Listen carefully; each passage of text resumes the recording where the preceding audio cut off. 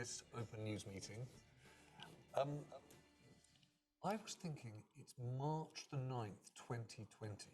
March the 9th, 2020 is the last time that I sat in the chair here in our newsroom. In fact, it wasn't even here. We were round the corner. We've moved offices since last March, but that was the last time we tried to do a Think-In live in our newsroom. And today we're trying something of an experiment. You'll see, or probably you can even hear in my voice, there's a slight nervousness, and you think to yourself, why is it that you can be nervous doing an open news meeting? We do them every week. But I am slightly nervous because we're trying to do something that figures out how do we make the change from the world pre-pandemic to the world that we now have potentially coming out of lockdown, i.e. we used to do Think-Ins in our newsroom. We were getting hundreds of people through the door every week. In the last year, of course, as we've moved digitally, we've had thousands of people coming through our digital newsroom every week. And the question we've got, to quote a famous phrase of our Prime Minister, is whether or not we can have our cake and eat it. Can you do something that is in person and online? So before we actually get into the subject, the substance of our open news meeting today, I just want to turn to Liz Mosley, my colleague and fellow editor, and just say, Liz, why is this so difficult? Why is it so difficult to do a conversation in a room and at the same time speak to people on a screen, have a kind of meaningful, intimate conversation with some of my colleagues here? Why is it? Because we've been here since quite early this morning trying to figure this out. And all of the days before that, we've been here trying to, so there's technical reasons why it's difficult, which are too boring to talk about. I think we've got very used to doing it on Zoom, right? We've got used to doing everything on Zoom, and it feels personal, it feels intimate. We've got the chat, of course, in the old world when it was just us in the newsroom and Tortoise members and whoever it would be sitting up here, or albeit around the corner. There was no chat. You had the sort of verbal, non-verbal cues of people's body language, people nodding vigorously at the back, people looking grumpy, and that was how you sort of would run the conversation. But now there's this thing called chat, which we've become quite addicted to, I think, in how both people like to get involved and how we tend to sort of lean into things. And this is an interesting point I hadn't thought of, or whatever. And so I think we're trying to, as you say, have our cake and eat it. The newsroom that we're in is a new newsroom, so we've never done a Think-In in this space before, ever, even a real life one. So that is all a bit new as well. There's things dangling from the ceiling, which are the mics. So one of the things that may not happen is anybody at home being able to hear anybody in the newsroom. We've had to ask the people at reception to turn the air conditioning off for an hour because the air conditioning is so noisy you can't hear above it. So if we all get really red by the end, that's because it's really hot. So we'll give it a go. I'm going to try and be a chat editor like normal. So if you are at home, I don't know who I'm looking at. You, if you're at home, join in like normal, right? So we want you to be able to hear us. We want to know what you think. We're going to talk about politics, award shows. We might talk a bit about vaccines. We're going to talk about the Queen's speech. We've got loads of stuff to talk about. Join in like normal, and we will try to come to you. The only rule that is different than we have been is if you haven't got your camera on, we can't bring you in. Right. For reasons unknown to me. But other than that, it's like normal. So, all right. So just so that everyone knows what we're trying to do, and I hope, Liz, I'm not going to destroy too much of the mystery of this, is that what we have is we've got the screen in front of us here, which means that anyone who is at home and joining on a Zoom call, we can see on that gallery view. So I can actually watch, as my colleague Patricia sort of smiles at our awkwardness here, I can pick that up, I can see them and see you too. I can enjoy something that we never used to get in newsroom Think-Ins, which is what you call digital heckling. I quite like that. Chris Cook says that I look like I'm about to read us a story, and Mark St Andrew says that we're sort of Tortoise meets the One show. So I think success. I'll take that. I think we'll close here. But we've got a handful of fellow Tortoise editors who are in the room, so they're going to be what you would call live people, and then there are people who are live online who will also join in. Just so you understand the sort of the way in which Liz and I, and actually everyone here, is going to be reaching around. There's the camera in front of me that I'm trying to speak to. You'll see that I'm looking right as I sit. There's a screen which is when you speak on screen, you'll come in on that big screen so that we can all see and hear you. And the gallery view, seeing everyone on screen, is available to us in the room on the left. I'm just explaining that. So if it looks as though people are talking but not to you or looking in the wrong direction, that's the reason why. And this is our first outing. So what we'd really love from everyone, all of our Tortoise members, is that you really are members of our newsroom. Being a member means you get the keys to our newsroom, which means that you should behave as journalists do, which is give us an unvarnished view of how this is working. So please don't hold back. As Liz says, Liz and my colleagues Phoebe and Connor and Elliot have come in to try and help us figure out how we can do this, because there is something that's really worth it. There's something that we think is really a prize here, which is that you end up with a version of a ThinkIn that has the intimacy and immediacy of being in a room together, but has the reach of the digital ThinkIns. That mean we have the variety and range of voices that we've got used to in the last year. I should also say that what we're looking for, I suppose, has changed since March 2020.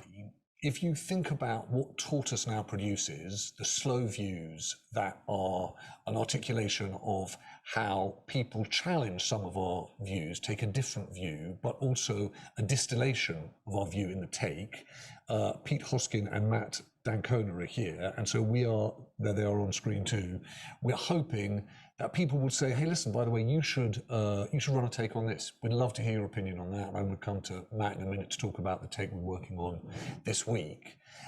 Basha and Kerry, who either Basha Cummings, most people know, as not only the voice of our slow newscast, but also Commissioners Affair. Few you'll have heard her talking to Miranda and Lucy, who did the White Gold Rush this week, and obviously worked with Nimo and Shukri Abdi last week. And Kerry Thomas is here, so we'll talk about the stories we're working on. We're interested in slow views. We're interested in stories. We're obviously interested in who we think we should be bringing to ThinkIns. Who are the subjects that we'd like to hear from, and what are the subjects that we'd like to discuss, and Liz, who runs ThinkIns, is here to discuss that too. My colleague Emily Ben, who's busy working on our forums and summits, is here too. We'll hear from Emily. And if you're wondering who that handsome man in the beard is, that is Michael. And Michael is the person who's responsible for the ways in which we get Tortoise to everyone. Michael is the person who runs all of our tech and all of our platforms.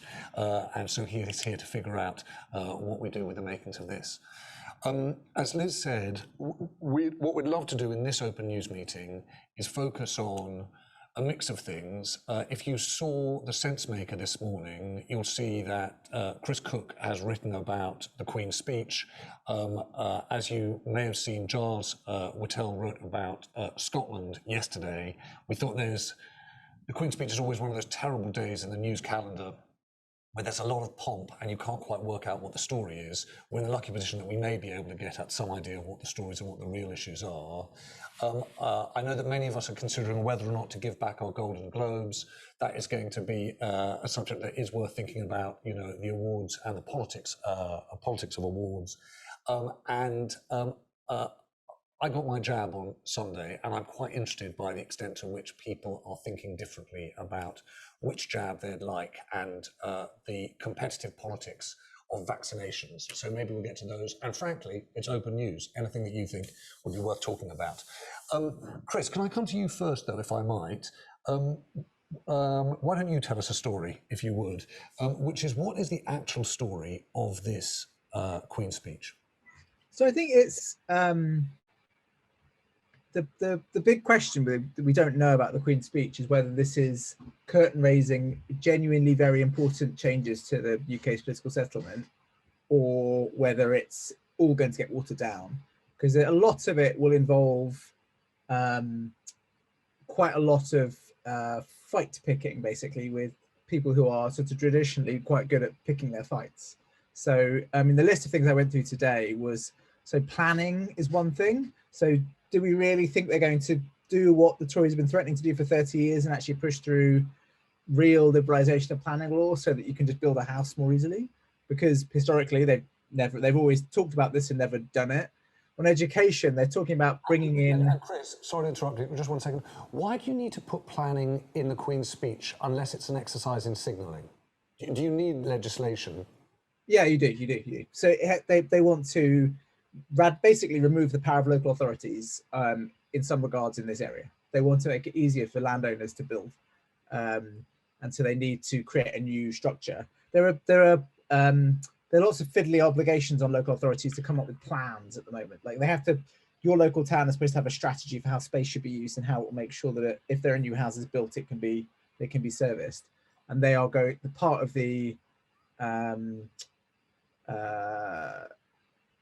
part of the, there's like a minimal version of this bill going through, which basically just fiddles with that stuff. And there's also the maxi version of this bill, which actually genuinely liberalizes housing supply.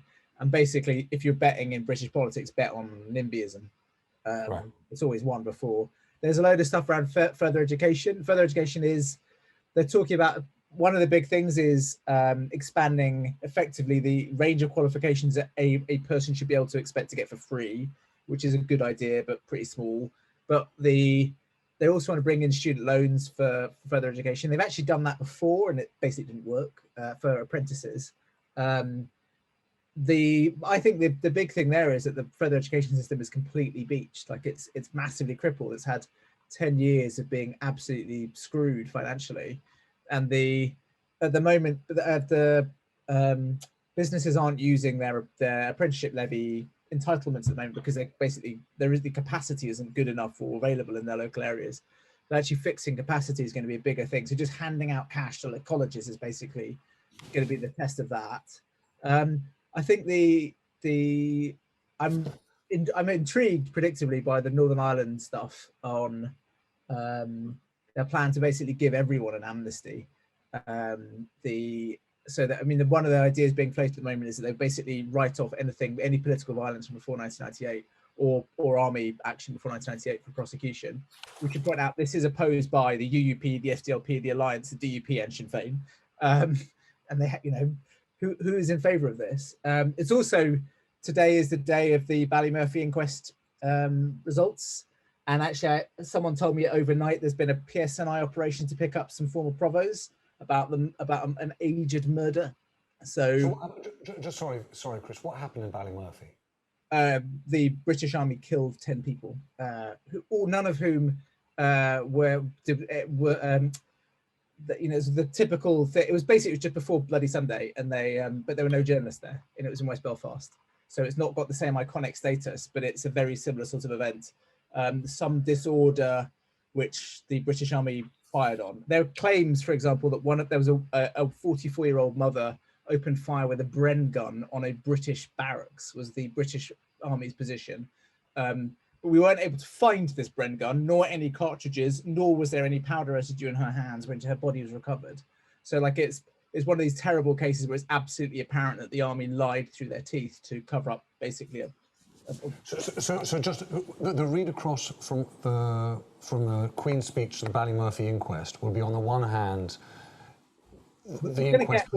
Quite likely it's possible we'll get today a judge saying that these British soldiers murdered civilians in a British city in West Belfast. At the same time that in Westminster, the government is saying no need to prosecute, don't prosecute, because these chaps are too old. At the same time, there has been it's slightly murky what's going on, but the PSNI appear to have picked up some former provos as well overnight. So we might end up with this odd thing where people who've murdered police officers are also being let off, and we're going to get a fresh load of potential prosecutions there, although that's a bit more tendentious. So I think Just out of interest, Chris, can I just ask you something? Just personally, what do you think? Do you think that this attempt to, if you like, draw a line under any Northern Ireland prosecutions is in the best interests of peace in the... Can you hear me? Have you lost me? Chris, you sound like you've... Can you hear me? No. We lost Chris. Chris, I seem to have lost you. Oh, Chris, you've frozen. All right, we're going to come back to Northern Ireland in a second, because I'm going to, if I might, just bring in Daniel Dipper, because I'm always slightly confused about Queen's speeches. I don't know whether governments deliberately choose subjects that they know are going to wind up the public so that they can distract from either the more contentious and impactful elements of their Queen's speech, or they do this so that they can concentrate press coverage and debate about an issue that may be inflammatory but not particularly impactful. But Daniel Dipper, I'm just going to see if you're there, Daniel. Can we? Yep, I'm here now. Hopefully you can hear me. Yeah, I can hear you fine. So Daniel, Great. because this ID cards issue, I completely understand why you kind of have strong feelings about it. What are your thoughts? Well, I can kind of see the arguments on both sides, because I mean, there's the people who are proposing it, saying, well, it will reduce voter fraud, and they are actually allowing, I think, for the next 2 or 3 years, for these ID cards to be free. So that means that there shouldn't be a barrier to participating in that sense. However, of course, in the longer term, what's going to happen about that? There's concerns about barriers to voting. And the fact that I think there's some research that's been suggested that it will benefit the Conservative Party if this is implemented. And I suppose the other thing as well is about the scale of voter fraud and actually how much of a problem is this actually, because I mean, I suppose it's quite hard to truly judge it because, of course, it is illegal for that to be taking place, but the reports have been very, very small. And I think when you actually look at the mayoral elections that have just taken place, far, far more ballots, I mean, like thousands of times more ballots, because I think in the London election, there was like 6,000 ballots or something that got discounted at least, if not more. I think that actually in that case, it's more about the ballots being spoiled or about confusion with the voting system than actually about the voter ID cards themselves. So I suppose it's just a case of how important do people actually believe this is, and actually should they be focusing on other things with COVID, with child poverty, and with all of these other issues that have been in media. Daniel, what do you think? I'm going to ask my colleague Tess in on this for a second, because I do think it's worth us having to think about IDs. I don't know whether, I know, Liz, you're saying maybe we'll talk about it on Friday at SenseMaker. I don't know whether this is one of those things that is a deliberate distraction or just a piece of signalling, because it feels as though this is a piece of legislation that is fixing a non-problem, but has the benefit of, rallying a certain group of people, voters. So I'm going to ask Tess, and I'm going to actually see Emily and Kerry and Matt what you think of this. Tess, what do you think? Daniel, thank you very much, I should say. Let's see if we can get Tess up. There you are. Hi. Yeah, no, I'm struggling to understand the problem that it's trying to solve, other than it being a sort of, as you say, a nasty form of sort of dog whistle to people who would prefer to see people identified and categorised and controlled in some way. For me, the Queen's speech is more about the missing elements than what was in it. In terms of setting intentions and framing the government's priorities. Just as Daniel touched on there, I think there are some really big issues that it doesn't even go close to sort of. Should we get stuck into this just for 5-10 minutes, if we might? Emily, what do you think of this? It's a attempt to make voting and access to voting harder, because well over 3.5 million people in the United Kingdom don't have a photo ID at the moment.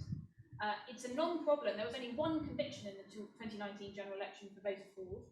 There were like 3 police cautions and a few investigations. It's not actually a problem. Voting should be free and incredibly easy to do. We like to look at America sometimes and judge what they're doing. You look at, voting restriction laws being passed in Georgia, other parts where, Democrats did well. It's not really that different to what the Conservatives are trying to do here. It's not a problem. It disproportionately affects people from black and ethnic minority backgrounds who don't have access to photo ID that they are proposing in this bill. And it is an illiberal measure. And there is a whole problem about getting enough people on the electoral roll. At some parts of time, there's 9 million people not counted in the electoral register. So there are two things. There's a reason that David Davis may cause quite a problem for the Conservative Party because he's opposed to this. There will be other people on the Conservative, civil liberties end of the spectrum who, some of whom have become more active because of COVID, COVID laws and regulations and encroachment on the state. But it's, I would argue it's just naked trying to make it harder for people on the other side to vote, and it's not necessary. Basha, speak as loudly as you can. Why now? Why have they chosen this moment? Because they've got a majority and they haven't been able to do it before. And it's easy to. It's also part of what I would say is a more move to a liberal government, full stop, which we've all seemed to have accepted. Well, not everyone, but quite a few people have accepted over the last year without much trouble. And they've got a massive majority. They haven't had one like this for quite some time. It's often talked about. I hope they'll have problems in Parliament with it, but maybe I'm being What do you think, Matt? It makes me queasily, I think it's queasily reminiscent of American voter suppression techniques. I never cease to be struck by how actually quite Trumpite this government is. Right. In the sense that we've grown used in the last year to seeing Boris Johnson surrounded by experts and scientists. But actually, if you remove the pandemic from the record, which I admit is rather a large, the history of his premiership has been entirely populist, and restricting the vote of potential non-Tory voters is straight out of the modern populist Republican playbook. There is zero need for this. Is there an argument though? Is there a way that you could, if you were kind of Keir Starmer, you're digesting what happened last week, thinking, you know what, we're endlessly getting caught on the wrong side of these issues, because what we do now is we go to the mattresses over ID cards, we start playing, we start playing into exactly the hands of this political argument. It's an elephant trap. Yeah. I mean, part of its purpose is entirely that. It's to set up an elephant trap for Labour and enable the government to say, look, we're just trying to correct the system. They're describing it as a systemic glitch. Yeah. In other words, no, there isn't a problem to solve. We grant you that, but it's a systemic glitch, whatever that means. And Starmer may well say, if he's minded to do so, this is a terrible idea, and we're going to go to the mattresses over it, and then the Tories will point to Labour as the party of, lack of regulation, lack of care and custody of democracy, and so on. But I still think the more important point is it's a really lousy idea. I mean, you're talking about potentially suppressing the vote of a lot of people just for what Tony Blair would call an eye-catching initiative. Yeah. Let me can I bring in Giles Patel, because I don't know whether people have seen it. Giles, or you won't have seen Matt, but Giles in the chat was saying that his wife would have been able to vote with an ID card, i.e. there's a case for it. I'm come to Giles now. I'm actually going to ask Nimo what she thinks of this. It's a very... can you hear me? Yeah, got you. Very brief logistical point, I think. She's a US citizen, but in local elections, as a permanent resident, should have been able to vote. I don't think we jumped through all the hoops, but if an ID card had been the requirement, she could have just produced it and voted. As it was, for some reason, she wasn't on the list, whereas the rest of us were, and she couldn't vote. And it is extraordinary what Emily just said, that 3.5 million people don't have photo ID in this country, and I fail to see why there should be any ethnic correspondence there. I mean, I'm going to come, if I might, in a moment to Eric Wood, because I'm just interested in an angle on this that I haven't seen before, which is the idea that there's a kind of political play here. But Nimo, are you there? Let me just check whether we can see and hear from you. What do you think of this? I mean, I just think that I don't know why it's necessary. I think that, like everyone's already said, it seems like it's solving an issue that doesn't really exist. And also, I think there's a statistic that says something along the lines of 48% of Black people don't have access to photo ID and don't have it. And so it's an incredibly high number if that statistic is correct. If someone comes back and is like, that's completely false, then I'll take my words back. But I've seen that number, and I know it's really high. Like, I know that lots of my family don't have photo ID, and the only reason that I do is because I'm not a UK citizen, so I have my passport. But lots of people who were born in the UK who haven't applied for passports, who don't have passports and don't have cars, I think that it will disproportionately, like inevitably, impact poorer working class communities who are also made up largely of ethnic minority communities within that, and also young people like 18 to 20-year-olds who don't have cars, who haven't had any reason yet to get a passport, also overwhelmingly from working class communities too. I just think that it's completely unnecessary. I actually don't even see what reason they could possibly come up with to justify this. Well, I'm going to pick up a few people. As I said, I'd like to pick up Eric Wood, because Daniel Dipper just picked up on the same point. Is is there a play here around a general election, you know, probably 18 months, 2 years from now, if they pull the fixed term parliament? Eric, well, you've made that point. I don't know whether, Eric, you can join us. Hello. Hi, yeah. I think, yeah, I mean, it just seems to be, you know, quite an interesting coincidence that this is obviously being brought in now, and obviously the Fixed Term Parliament Act is something that they've been talking about repealing for a while. I think there was talk as well, potentially, about their changing the mayoral elections, so then they become first past the post as well. It just seems somewhat glaringly obvious that this is just an attempt to try and shore up an election victory if Boris decides to call an election in, say, 2023 or something like that. Because as Nimmo was saying, it's like, you know, it's predominantly younger people who would be affected by this. I think there was talk of potentially, if you did register to vote, say as a younger person, you didn't have a form of ID, that you could potentially get a free form of ID from the government.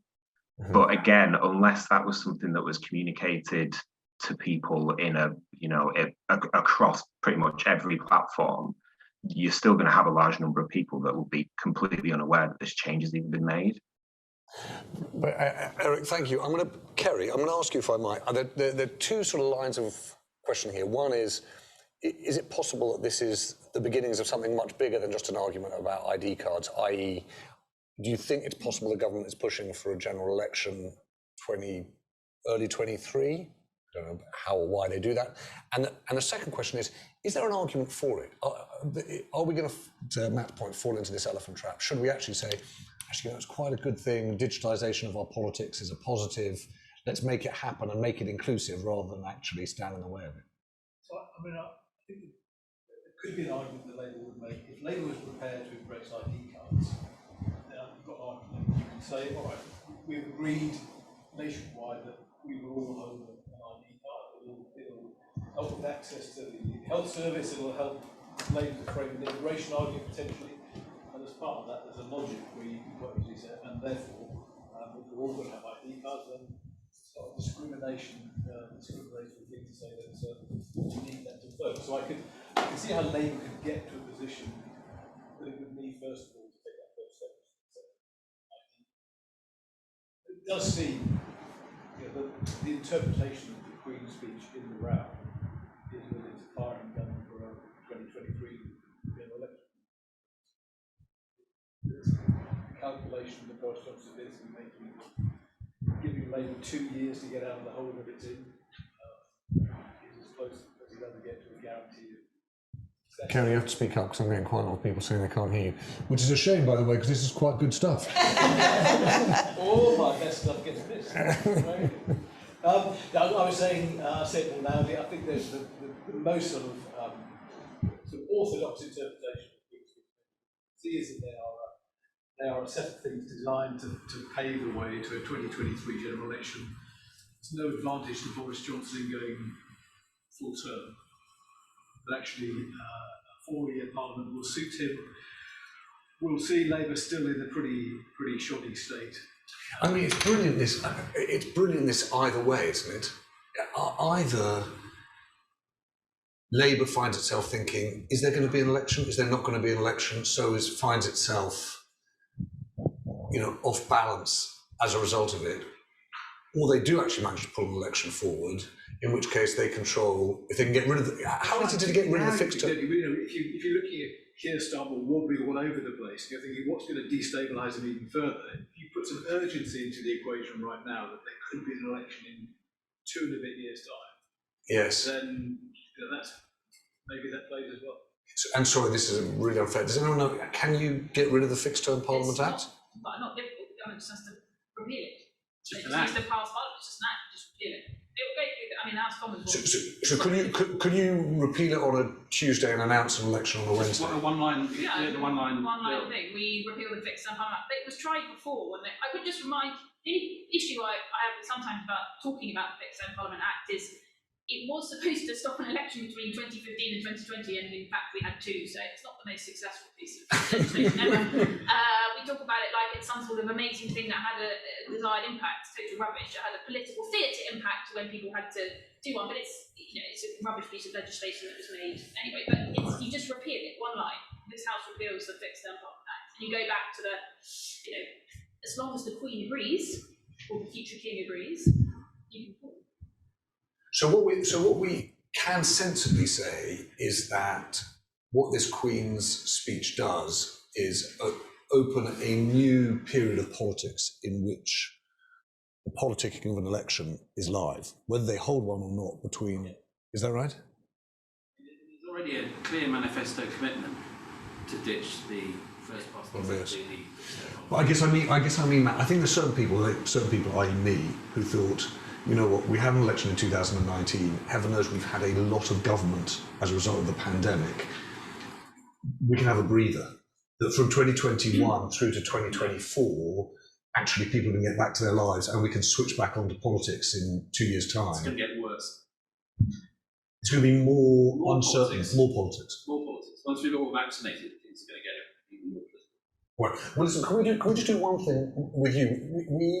When we started Tortoise, and actually lots of members will know this and obviously colleagues will know too, we started doing Tortoise takes. Right? That thinking was, if you're going to create a new newsroom, it had to be clear, obviously, what you were reacting to, what you were against, but also have a clarity about what you were for. And then, for reasons of the turmoil of last year, we put those takes on pause. In the last few weeks, members will see, we brought the take back because it felt like we had to have a body of thinking about how we were seeing the world. We put out a take a couple of weeks ago on the lessons of the George Floyd murder in terms of what actually hasn't happened in criminal justice in the UK and recommendations on what needs to happen.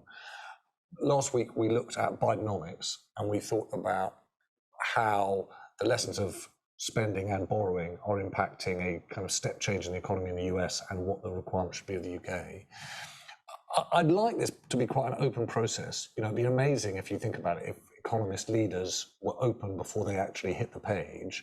And so, Matt, I know this sits with you and Pete. Do you want to talk through how you're thinking about this week's take, what the subject is, and how you think about it and get other people's points of view? Broadly speaking, it's about the government's cultural overreach, which I suppose falls under the heading of culture wars and the idea that culture is now upstream from politics, but there are specific aspects of this. Just explain that phrase, culture is upstream from politics. Well, in the sense that we used to believe automatically that politics was a branch of economics, but the identity wars and populist wars of the last 5 to 6 years have suggested that culture plays as important a part, and certainly this is a government that since the BLM upsurge of last year has been straining at the need to get going into a post-pandemic culture war. And we're seeing the germinal signs of that already, and I think the take is designed and heading towards trying to cut this off at the pass. And there are two particular areas where the government is already beginning to misbehave. The first is in its interventions in broadcasting. We know that it has tried to impose its own very party-free selections Dacre at Ofcom, the main regulator, and then Charles Moore at the BBC. That didn't happen, but they've recently appointed Sir Robbie Gibb as a board member. Robbie Gibb is transparently and very red in tooth and claw, blue in tooth and claw Tory. And so there's clearly an agenda there on broadcasting, which is going to be an important issue. The other is in the government's approach to cultural and arts institutions generally, which is that when what became the Arts Council was founded in 45-46 by Keynes, he was very clear that there should be the arm's length principle. This was, don't forget, at a time when the idea that arts and the state should be kept very firmly apart. We've just been through the Second World War. There was the Soviet example very much in people's minds. So a very key founding principle that politicians shouldn't get too involved in direct funding and direct decisions. And what you've seen recently, triggered initially by what followed after the pulling down of the Edward Colston statue in Bristol, and the consequent arguments about heritage and what should happen to public statuary, was Dowden and the government generally thinking this is a great opportunity. And adopting a retain and explain position, which, in other words, you're not allowed to tear things down, except in very exceptional circumstances. You are allowed to put explanatory material around the monument or statue. That's fine. But what he has done specifically, which really just drives a coach and horses through the arm's length principle, is write to museums and arts institutions and said in terms that he expects them, this is almost verbatim, to follow this policy. So we've reached a point now where the Secretary of State for Culture is telling arts institutions what to do and linking it all but explicitly to its funding. And Tess has mentioned Charles Dunstan. Yes, I mean, this is the great example. Was Charles Dunstan resigning as the chair of the Maritime Museum in Greenwich over the refusal to reappoint one of his trustees who was involved in looking at decolonising the curriculum at the museum. So it's absolutely explicit government intervention in a case where there was a political issue involved. And I think we at Tortoise generally the view that this is absolutely not how a government should behave. It's certainly not how Oliver Dowden personally should behave. And it's a very bad direction for politics and government and public policy to be taking, full stop. So and can I just ask, I don't know whether anyone's got a view on this, but there is a risk, isn't there, in taking that view, which is that you actually feel this is another elephant trap. That the kind of Boris Johnson position is, you know what, we like Winston Churchill. We like England winning the World Cup in 1966. And, you know, we're rather fond of the Union Jack. And if you don't like it, I'm terribly sorry, but you're in the minority and a shrinking minority position. So if you do take on the government and Oliver Dowden over Charles Dunstan and the Maritime Museum, if you do take them all over kind of staffing the BBC, you're saying what you're against, but what are you actually saying you're for? Well, the problem with retain and explain is that it stops the debate before it started. The idea that was mooted by a lot of institutions at the start of all this was, look, let's not have, mobs pulling down statues. Let's have, local groups deciding whether they want their public spaces to continue to have particular statues, particular monuments to continue to be displayed in the public space or moved to museums, and it should be very much a localized, devolved process. Now that's a strategy, right, and it's one that involves local people, local civic groups, local voices, historians. This is not a destructive process. It's a process about confronting history and understanding the position that monuments have in the public sphere.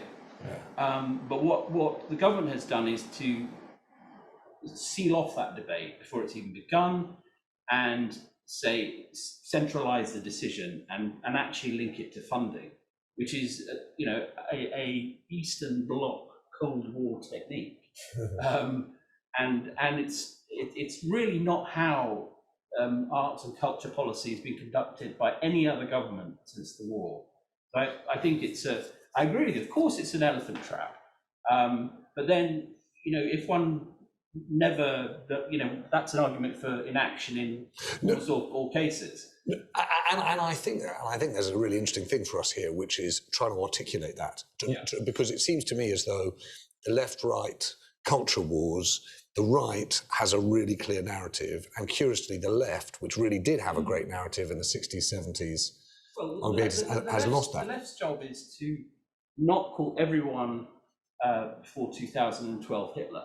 Right, yeah. The left's job is to understand that there are people who do respect Churchill and are willing to understand that he made many errors, but are not going to surrender their respect for Churchill and are not going to countenance the removal of his statue in Parliament, in Parliament Square. Yeah. I don't know whether anyone else, is anyone in the room? I think this is not easy. What's happening here, which you're also seeing in sort of swathes of Eastern Europe as well, is countries saying ruling right-wing parties saying we are Democrats, we are not liberal Democrats. We don't believe in liberal democracy, we believe in a type of illiberal democracy. that's what you're seeing with this government, both on the voting basis we talked about earlier on and in the sort of cultural movements that we're talking about now. The sort of protection of minority rights and minority interests and a sort of recognition of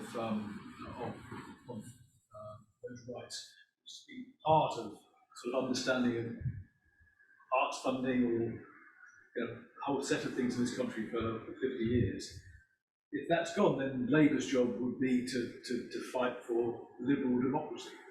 I tell you what I'm struggling with, and honestly, I really find this difficult, is you look at the success of the right on issues of culture and its popularity.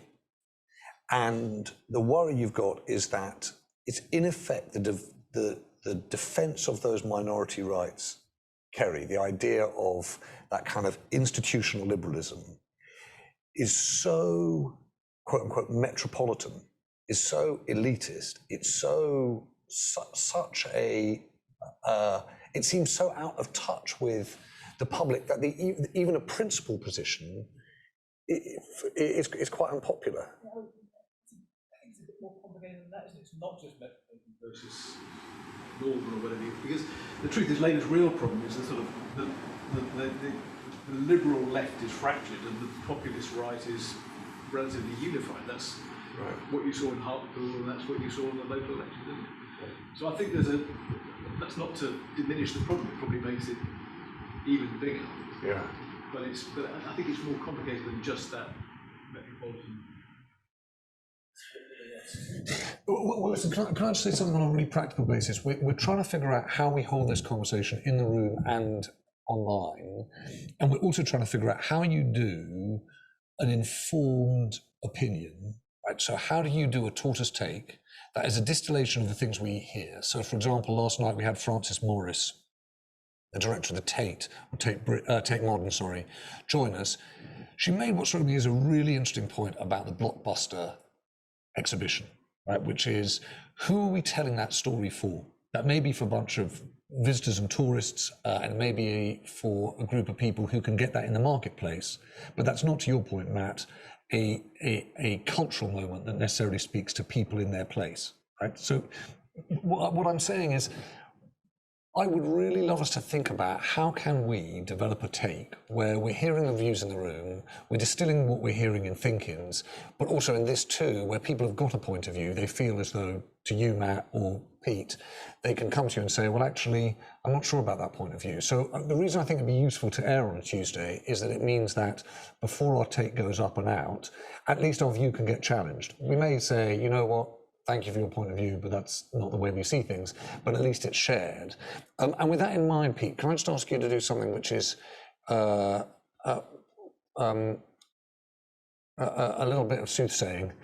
What's on the list for sort of potential takes? Not that we've got a kind of argument in mind yet, but we think, okay, these are subjects we should think about. To discuss tomorrow. By the way, can everyone hear Pete? I'll speak loud. Louise is saying, oh. Project.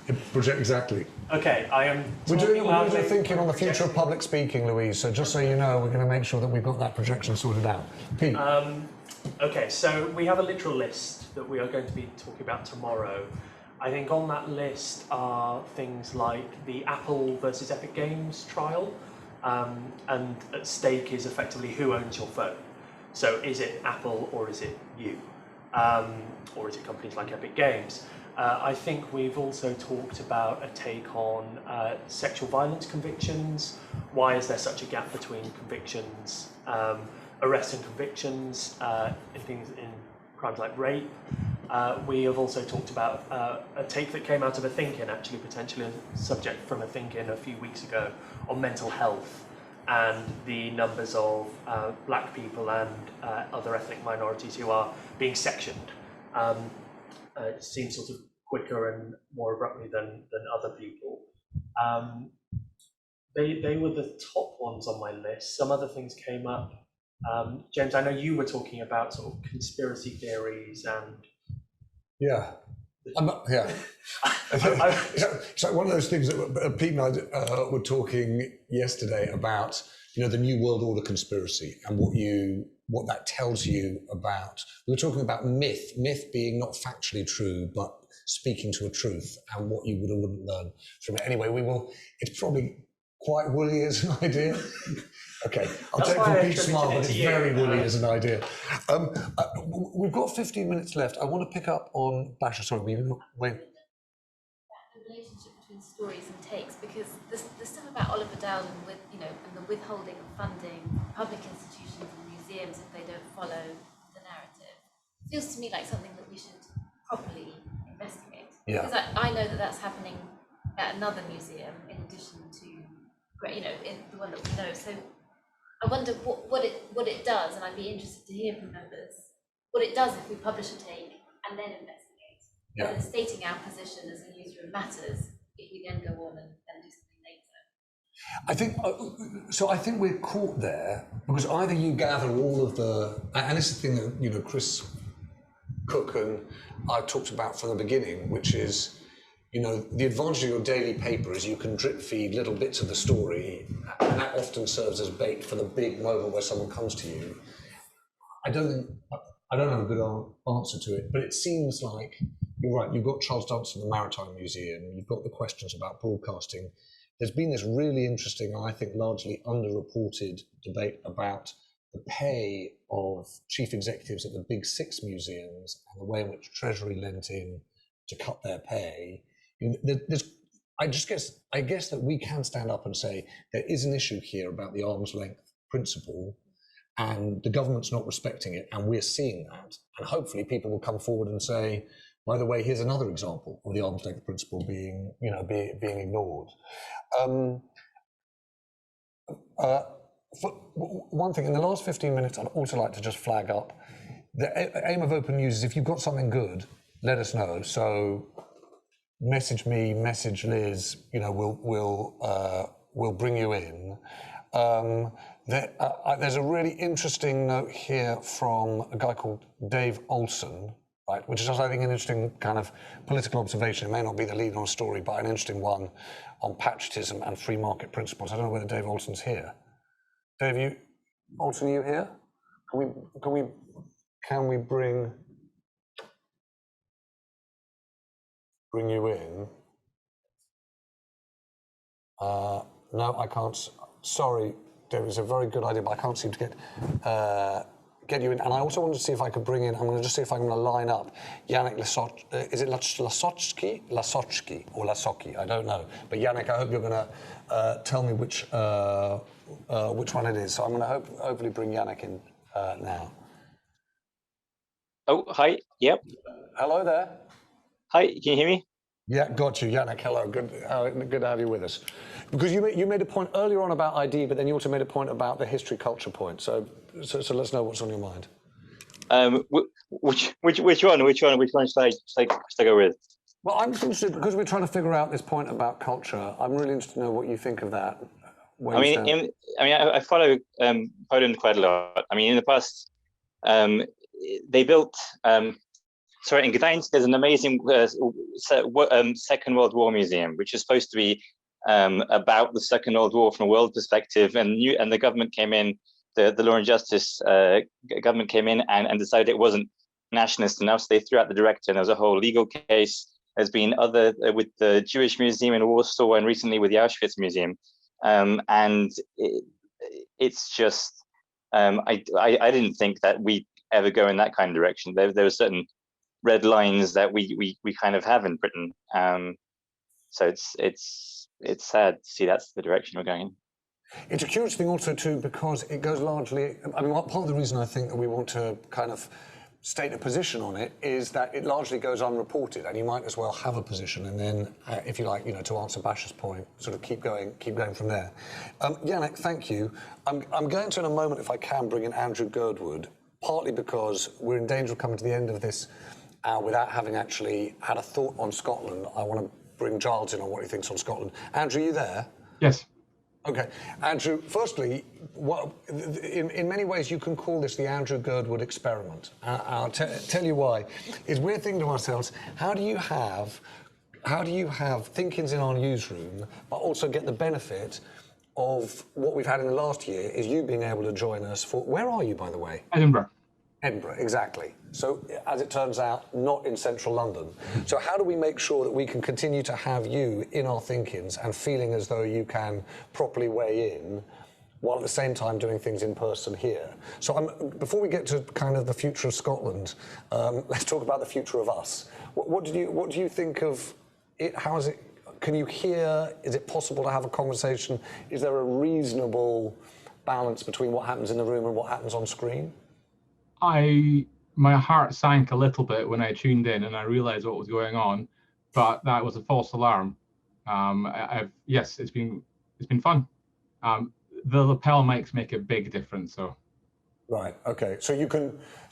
Do you think that what we've set up here, Liz and me, is basically an attempt at a new kind of hierarchy in Tortoise, where you can hear from us directly, but the others you can just get a mumble? Is that what you've had?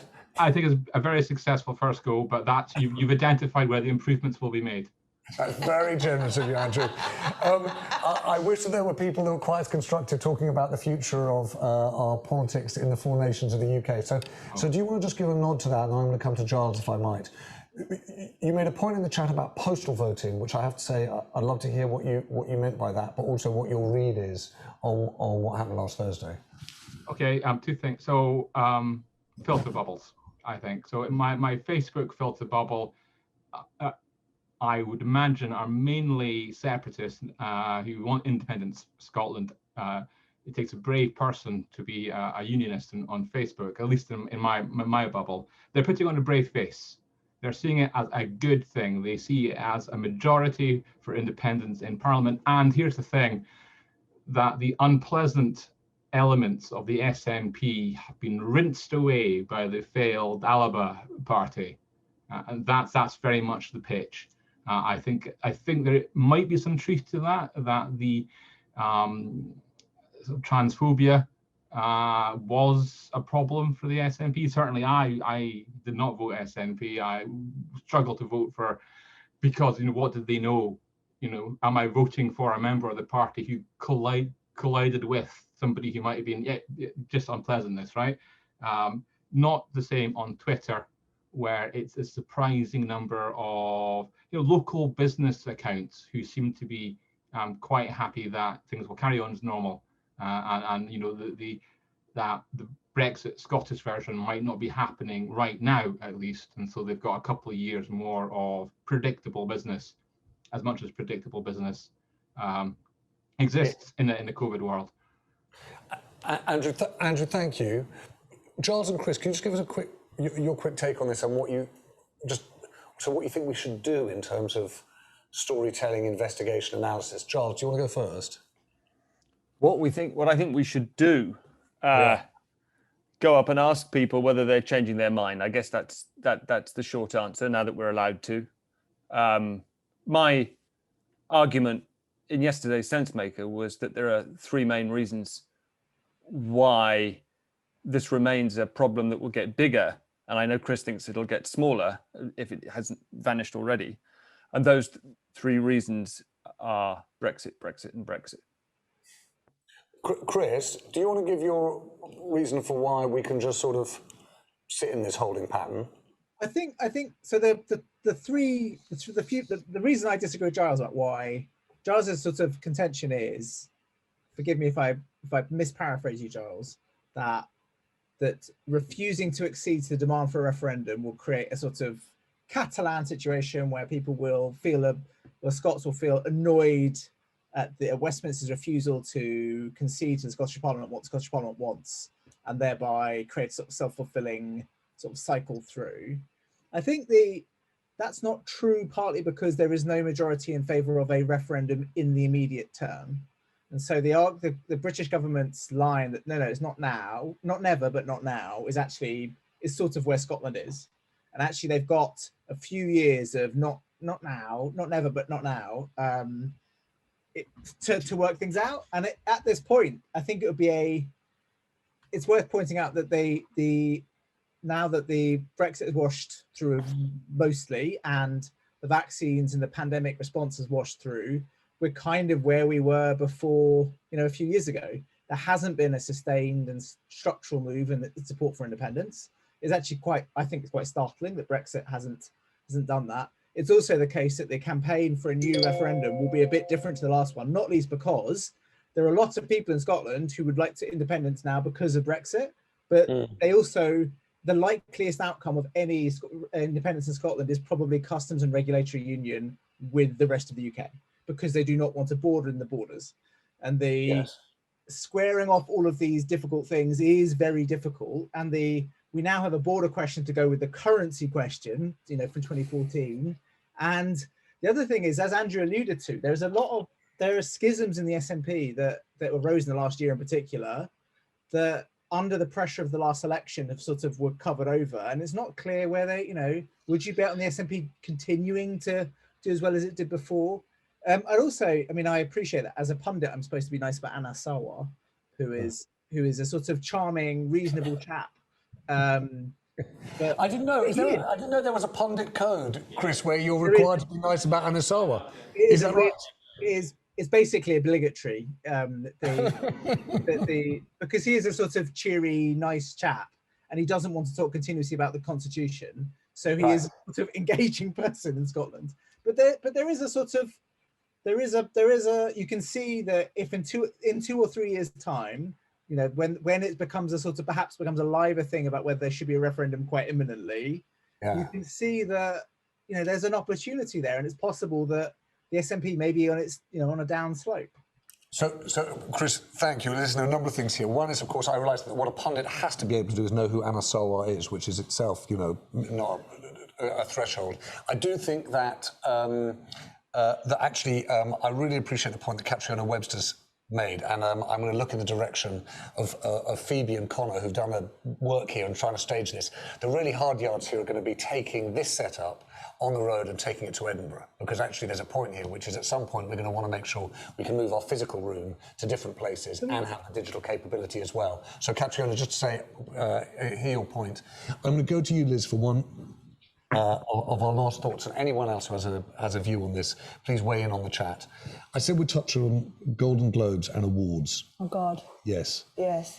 Now, the thing about this is obviously quite a silly business, the awards business, right? But it gets a much bigger viewing, I can tell you, than the Queen's speech.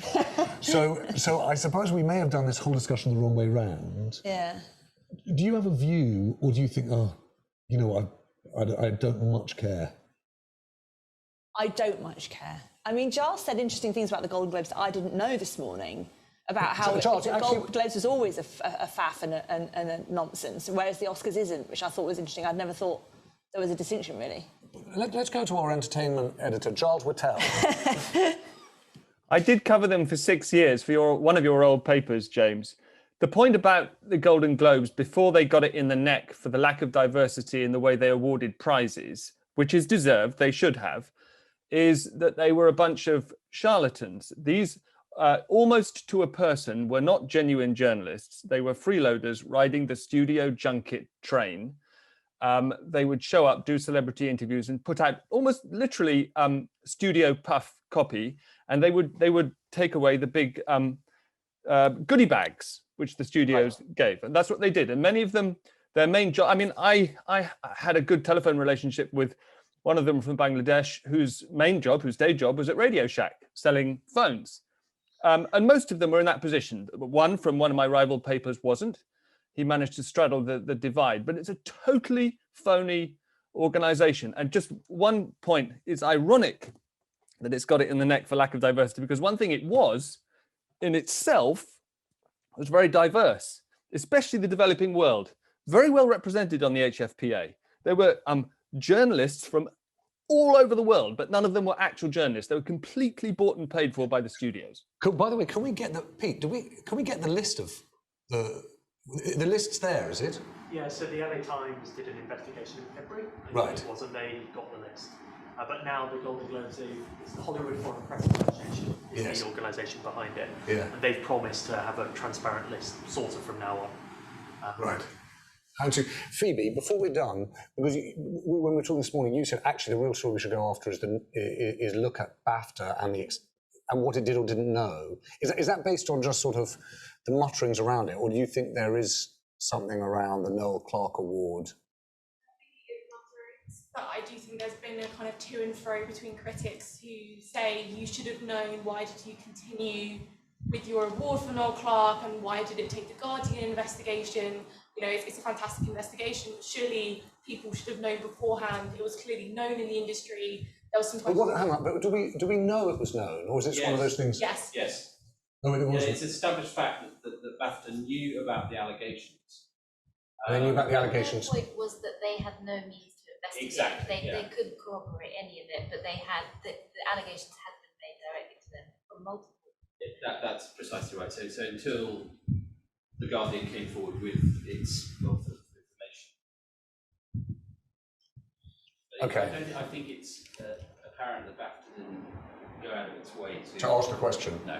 Because it had a political agenda around diversity in film that it wanted to satisfy. Is that the case? That's the argument. That's one of the arguments. There was another accusation made that they were, you know, Noel Clarke was friendly with the committee and for whatever reason, and because of his role in another reason, and then he kind of denied and back and forth and is whispering. So I'd be interested to see what happens on the night and if people kind of come forward with anything else like from within BAFTA.